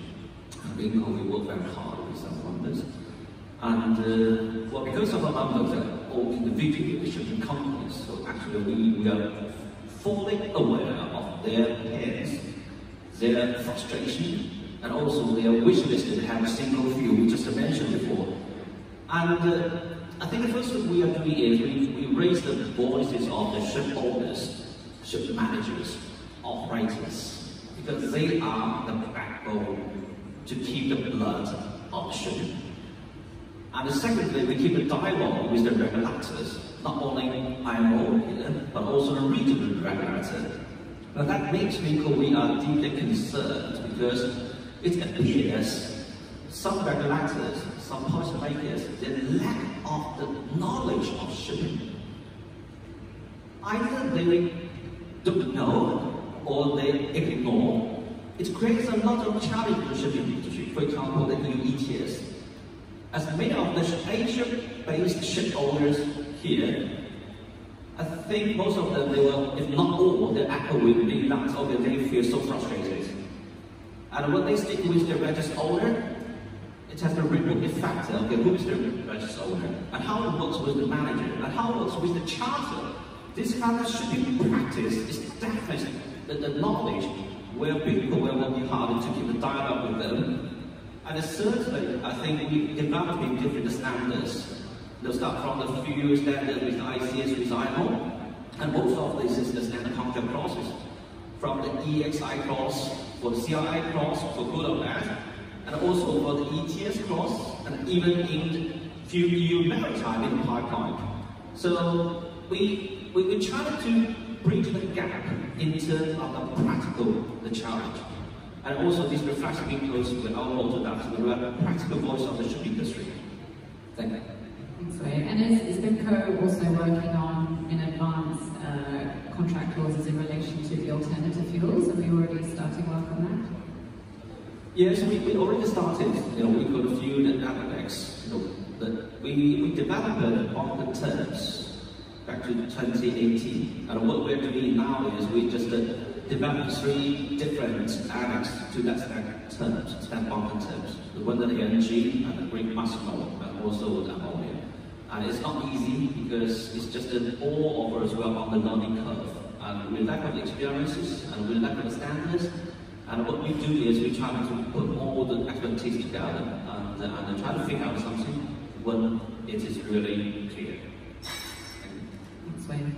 Peter-san, just turning to you, obviously looking at EU ETS and fueling in maritime, there is a temptation for some of the other regions to potentially look at developing their own ETS or regional regulations. What is the JSA's position on this, and how are you supporting on sort of global regulatory developments and your position in this regard? Yes, of course we cannot accept situation where many regions, regional regulations were established and we were speaking respect to it. We hope that the same rules and the regulations are applied in all waters, and we all put in all ships to operate under the similar conditions. This is I think everyone has the same position against the governments. Thank you. Back to Captain Sean, please. We were talking a bit before about obviously the very complex regulatory landscape, but can I ask, sort of from your perspective, what do you think are the key considerations for developing effective enforcement mechanisms or monitoring systems to ensure that we have regulatory compliance within the Asian region? Can I ask you to share some views on that? Yes. When we're developing effective enforcement regions or regulations within the region, what do you think the key considerations are when factoring in these developments? Yeah, as I mentioned, that basically regulations must be one. That we support the global regulation instead of having different regulations in different parts. As it is, we already had some trouble with some minor, overstepping or over-regulating by certain bodies.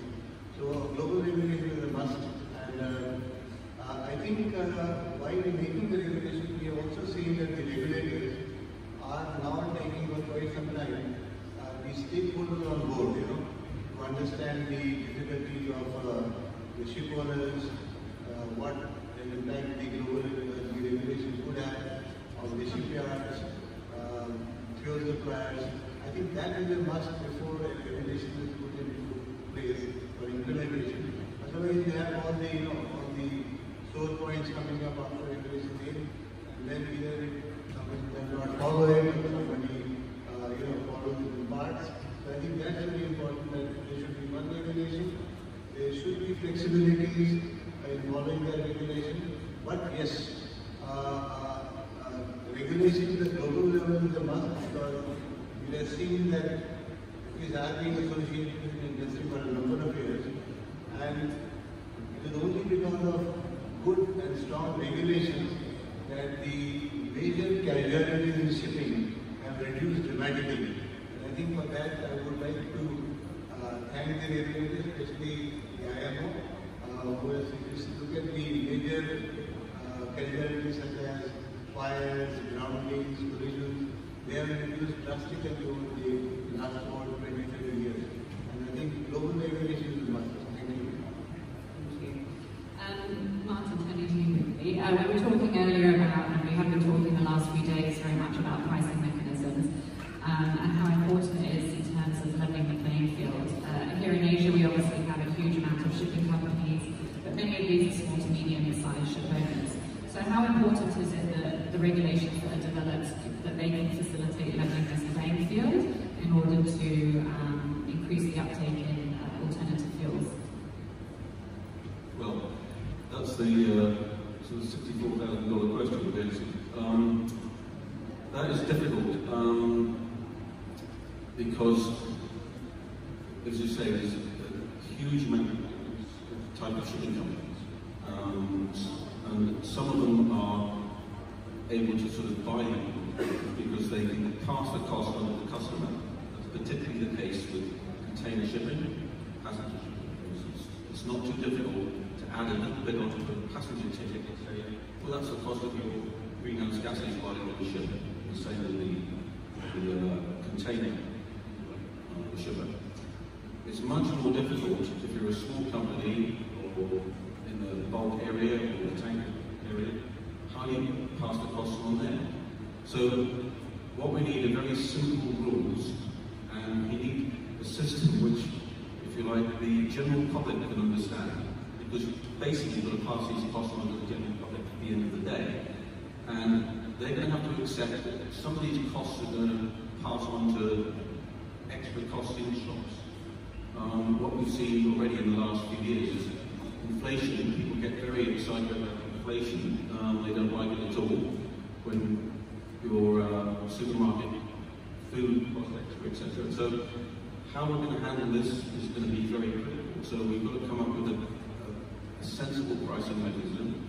I know that the IMO is working very hard on this. It's going to be trying to come up with the rules by 2027 for implementation from 2028. They've got a huge amount of work to do, but I think they've got to basically make it simple. It's complex, but you've got to have a simple solution that everybody can understand in the whole world. Okay, you've got to pay these expenses, which we're going to be. Yeah, I think it's a very important point, and raising the actual public's awareness of how crucial the shipping industry is.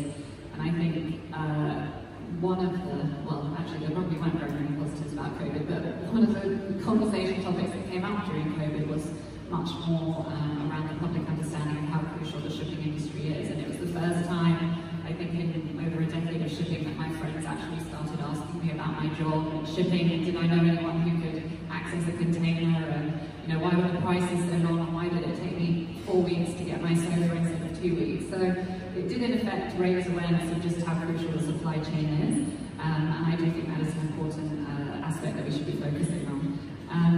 Sandra, do you have anything to add to this point? Yeah, at this moment, the communication is to the fuel, and there is no one answer. I think many specificity of the new fuel depends on the trade. So the postal trade and ongoing trade today depend. So at this moment, our member cannot fix targeting the one fuel, but at this point, studying the whole time. Anyway, basically, we are already talking about the cost of the new fuels. I personally believe in these early days that we had looked at various options to reduce emissions, and I think ultimately the net zero carbon fuel, not only in my mind, but in the minds of people who are very actively involved in shipping economics, are of a different view. We have got targets 2030, 2040, 2050. I think let us also understand how strong are the intents of the stakeholders to be meeting those targets. I'm sure that nobody will deny that they will not meet those targets, but I think practicality demands that intent must be clear. And what is really important is today, we are only talking about the interim fuels such as maybe biofuels or LNG, which are actually being used in certain sections of shipping. But when you look at ammonia, when you look at methanol, when you look at hydrogen or green hydrogen, I think the seascape is still very busy. And hence some of the more knowledgeable guys have stated that the transition to these fuels will be not overnight, they will be in waves. So what really is being stated, and I believe it, that fossil fuels are not going to be over in a hurry. They will be slowly, what you call, phased off. I mean, using fossil fuel today in a larger quantity, maybe new fuels will come in a smaller quantity, and as you go forward in time, more robust technology, training, etc., you will have the quantum of fossil fuels reducing and the quantum of the new fuels increasing. The cost, as my good friend Mr. Vajpayee asked, I've heard some of the shipping economists talking in the UK that ammonia will be highly competed by the shore industry, food industry. And the shipping will find it very difficult in his language to get even a whiff of ammonia when it is being available to shipping. So I think the cost part is very, very important, and that will need to be seen over a period. Because I still feel in the early days, what will be the cost of green ammonia, what will be the cost of green methanol, what will be the cost of green hydrogen. I attended a seminar before COVID in Shanghai, where they said that the cost of green hydrogen will be extremely high, but over the next 10 years it could be brought down. So I think keeping all that in mind, let's play it by the year, let's go by the target date set, but I think we'll talk about which fuel, single fuel, multiple fuels. I think time will decide, and the most convenient one will become available to all. Thank you. And where is this a concern, obviously, that you hear quite often from your members as well? Yes, of course. I think, another concern is we are talking about fragmented regulation. This is actually also the challenge. And I do hope that I know it's working very hard and try to bring the all at the single platform with IMO and with the only mechanism applied to all the shipments sailing around the world. Instead of the fragmented here in the EU or here in China or here in the United States, because all the international shipping owners we dislike any kind of fragmented regulations because it will make our business way too complicated. And I think another key point behind that is we need to make sure the safety level playing field. And personally, I don't worry too much about the price of all the fuels because that is the market reaction and time will show. And we are all, struggling about the price for the time being because the whole picture is not quite clear. And we already see a lot of different experiments. And when the scalability works, and when all other stakeholders work together, so we are shipping owners, we talk about shipping bunkers.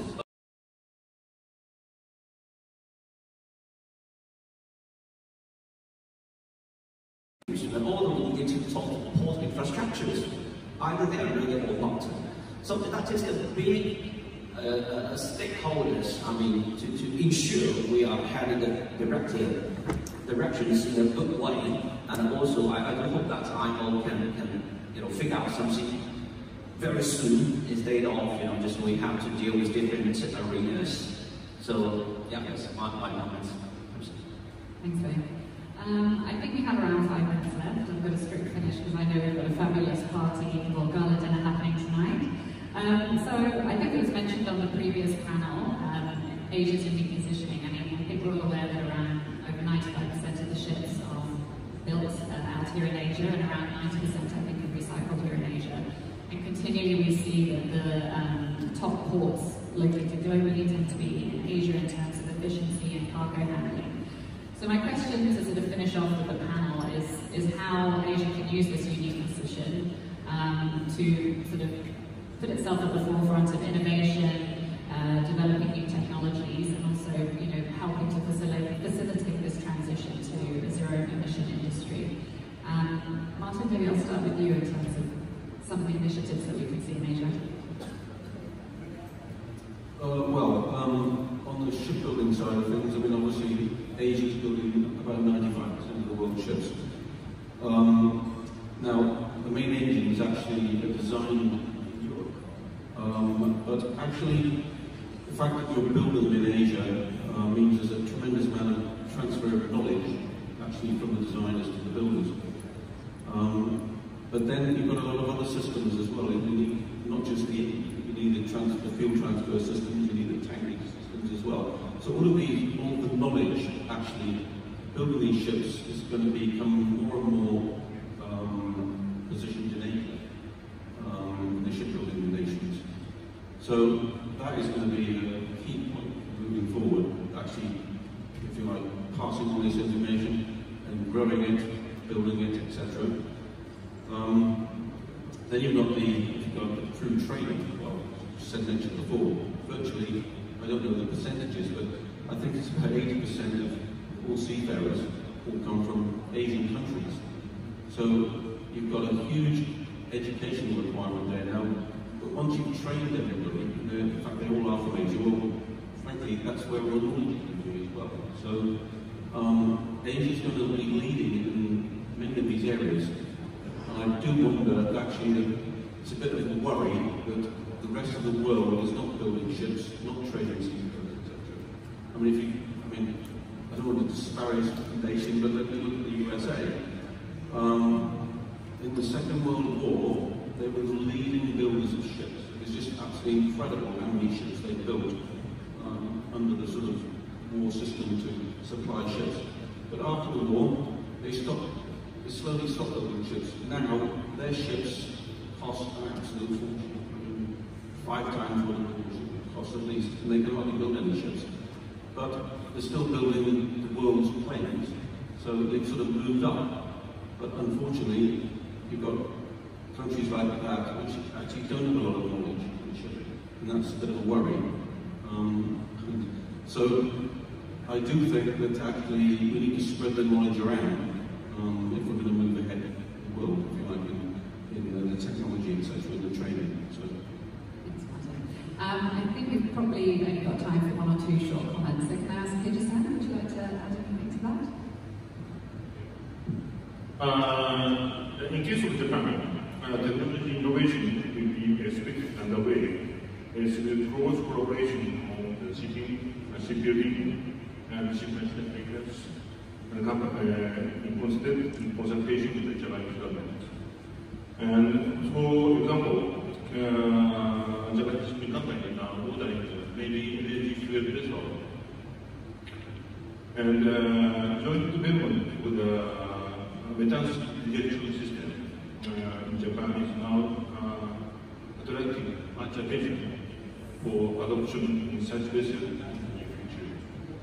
And also, I'd like to mention about the class LK. They took the initiative to establish the planning and design for greener ship beyond the border of the individual shipbuilding companies. I hope this challenge will contribute to accelerate the collaboration in various countries. Thank you very much. I'm being told we have to wrap up. I'm very sorry we didn't have time today for questions from the audience, but I'm sure our panelists will be joining the gala dinner tonight, and I'm sure many of these conversations will continue over dinner, and I look forward to seeing you all there. So can I just ask you to please express your thanks to my panelists?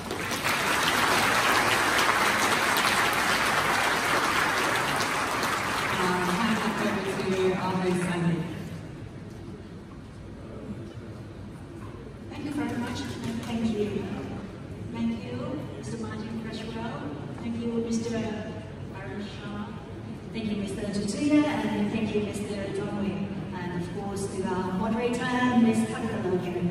So moving on to let the dialogue continue as we move to the next part of the day. From 6 p.m. onwards in the main foyer next to the staircase, there will be a cocktail featuring special Hong Kong food as well as craft beer, Yamasa. Enjoy yourselves and to enjoy the conversations and the later program of the evening. Thanks again for staying with us from morning until now, and enjoy the time. Thank you. Sandy, do you have anything else to add? Okay, see you later. Enjoy. Bye-bye.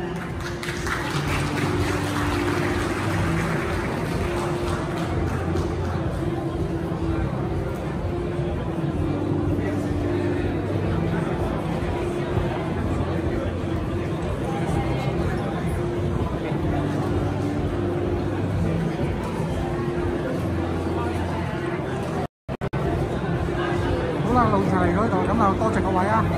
心靈香港嘉里酒店現場報道。